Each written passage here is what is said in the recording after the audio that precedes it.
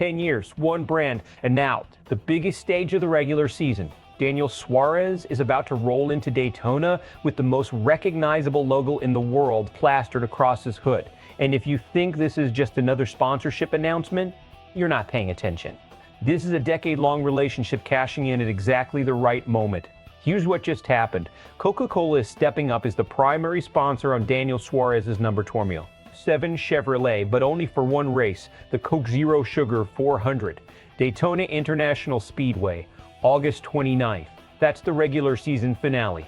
The last shot for drivers to lock in points, momentum, and confidence before the chase field is set. Suarez has been part of the Coca-Cola racing family since 2016. This is the first time the company takes primary placement on his Spire Motorsports car, and it's happening at a race that literally carries Coca-Cola's name. To understand why this matters, you have to go back to where this partnership started. Suarez is a rookie, a Mexican-born driver trying to carve out a lane in a sport that doesn't always make room for outsiders.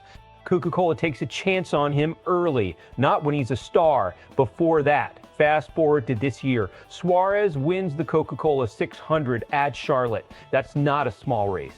That's NASCAR's longest event, one of its crown jewels, and it happened to have Coca-Cola's name stitched right into the trophy. Now Spire Motorsports gets its first win in that race through Suarez wearing Coca-Cola colors informally as part of that decade-long alliance.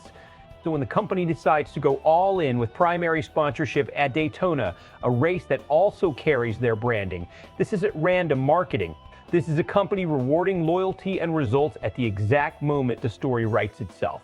For the locker room, for Spire, this is a statement. A single-car team landing a primary deal from one of the largest advertisers on the planet tells every sponsor watching that this program is legitimate. That matters heading into 2027 negotiations. Let's break down what's actually at stake here, because this goes deeper than paint schemes. First, the financial signal.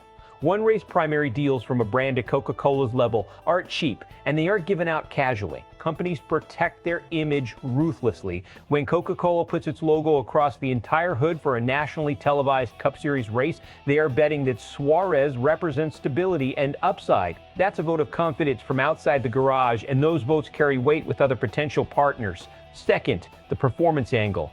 Suarez has never won at Daytona, not once in 17 career starts. He's got a runner-up, a top 5, a pair of top 10s, competitive numbers, but no checkered flag. Super speedway racing at Daytona is chaos. It's part skill, part survival, part luck. A late wreck can end your day in seconds, regardless of how well you're driving. So here's the tension. Coca-Cola isn't sponsoring a proven Daytona winner. They're sponsoring a driver who has been close but not finished the job at the one-track type where finishing the job is genuinely unpredictable. Is that risky for Coca-Cola? Somewhat, but it's smart risk. Brand sponsors don't need a win to get value. They need exposure, storyline, and a driver fans are rooting for. Suarez riding a Coca-Cola 600 win into a Coke-branded super speedway race is a marketing department's dream narrative, regardless of the final finishing position. For Suarez and Spire, the calculation is different. This isn't just about brand exposure. It's about proving they can be consistent, not just capable of one big win. A strong run at Daytona, paired with a marquee sponsor, builds a case that this team belongs in bigger conversations going into the chase. Expect two very different reactions colliding here. Die-hard NASCAR fans and Suarez supporters are going to see this as validation, a decade of loyalty rewarded. A feel-good story with real substance behind it. The Coca-Cola 600 win wasn't a fluke, and now the company is putting its money where its history is. On the other side, skeptics and analysts will point straight at Daytona's chaos factor. They'll argue that hype and sponsorship dollars mean nothing on a track where a single mistake from someone 3 cars ahead can end your race. Some media voices will frame this as pressure, a spotlight that raises expectations Suarez still hasn't met at this specific track. That contrast, sentimental storyline versus cold statistical reality, is exactly what's going to fuel debate heading into race week. Let's game out where this goes. Best case, Suarez threads the needle at Daytona, avoids the inevitable big wreck, and either wins or finishes top 5.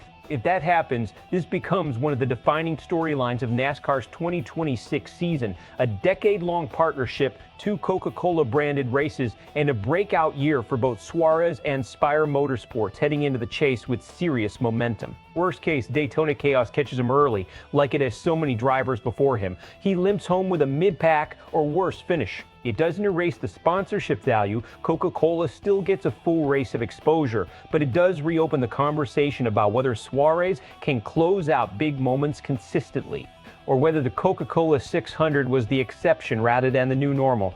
Either way, Daytona on August 29th just became appointment viewing. So here's the real question. Is this Coca-Cola smartly capitalizing on a hot storyline, or are they walking into the most unpredictable race on the calendar with high expectations attached? Drop your prediction in the comments. Win, wreck, or somewhere in between, I want to know what you think happens when the green flag drops at Daytona. And if breakdowns like this are what you come here for, make sure you're subscribed, because NASCAR's chase picture is about to get a lot more interesting.